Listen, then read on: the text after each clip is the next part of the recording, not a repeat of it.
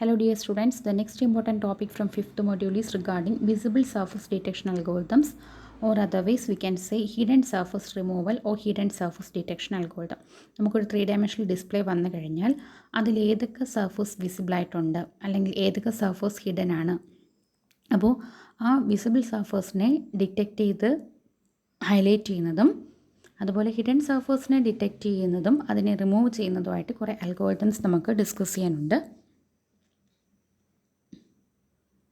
And that are termed as visible surface detection algorithms, hidden surface removal algorithms, or hidden surface detection algorithms. Okay, so major consideration in the generation of a realistic graphic displays is we have to identify those parts of the scene or which parts of the scene that are visible and which are not visible, that is hidden or invisible.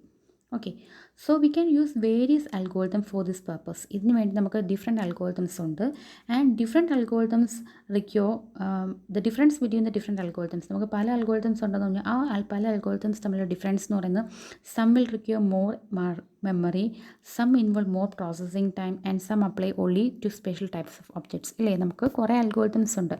ചില അൽഗോരിതംസിന് memory കൂടുതൽ വേണം, ചില algorithms ആണെന്നുണ്ടെങ്കിൽ processing time കൂടുതലായിരിക്കും, ചില algorithms നമുക്ക് ചില particular ഓബ്ജക്ട്സിൽ മാത്രമേ അപ്ലൈ ചെയ്യാൻ പറ്റൂ. So we have to choose or we have to decide which method should be chosen. അപ്പോൾ ഏത് മെത്തേഡാണ് നമുക്ക് ചൂസ് ചെയ്യേണ്ടതെന്ന് നമ്മൾ ഡിസൈഡ് ചെയ്യണം. ആൻഡ് നമ്മൾ ഏത് മെത്തേഡാണ് ചൂസ് ചെയ്യുന്നതെന്നുള്ളത് ഒരു പർട്ടിക്കുലർ ആപ്ലിക്കേഷന് വേണ്ടിയിട്ട് നമ്മൾ ഏത് മെത്തേഡാണ് ചൂസ് ചെയ്യുന്നതെന്നുള്ളത് സർട്ടൻ ഫാക്ടേഴ്സിനെ അഫക്റ്റ് ചെയ്തിരിക്കും. The factors means the complexity of the scene, the type of the objects to be displayed, available equipments, and whether the static or animated displays are to be generated. Okay, അപ്പോൾ നമുക്കൊരു application വഴി നമുക്ക് describe അല്ലെങ്കിൽ display ചെയ്യേണ്ടത് സീനിൻ്റെ complexity, അതിനകത്ത് എന്തൊക്കെ objects നമുക്ക് display ചെയ്യണം, അത് സ്റ്റാറ്റിക് ആണോ ഡൈനാമിക് ആണോ, ദെൻ നമുക്ക് എന്തൊക്കെ അവൈലബിൾ എക്യുപ്മെൻറ്റ്സ് ഉണ്ട്, അതിനെയെല്ലാം ബേസ് ചെയ്തിട്ടായിരിക്കും നമ്മൾ ഈ പല അൽഗോരിതംസിൽ ഏതെങ്കിലും ഒന്നിനെ ബെസ്റ്റ് ആയിട്ടുള്ളതിനെ ചൂസ് ചെയ്യുന്നത്. Okay, so several algorithms are existing and these algorithms are mainly categorized under two types. രണ്ട് ടൈപ്സ് ആണ് ഈ അൽഗോരിതംസിനെ നമുക്ക് രണ്ട് ടൈപ്പായിട്ട് കാറ്റഗറൈസ് ചെയ്യാം.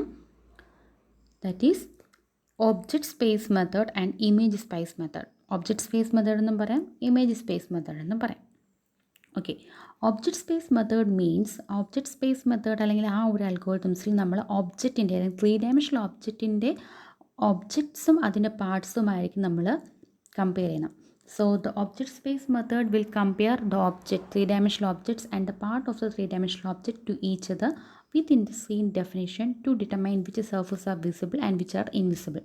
Okay, actually നമ്മുടെ 3-dimensional object, for example cube ആണെന്നുണ്ടെങ്കിൽ ഇതൊരു ക്യൂബ് ആണെങ്കിൽ നമുക്ക് ചിലപ്പോൾ ഡിസ്പ്ലേയിൽ ഈ ഫേസും മാത്രമേ കാണാൻ പറ്റൂ.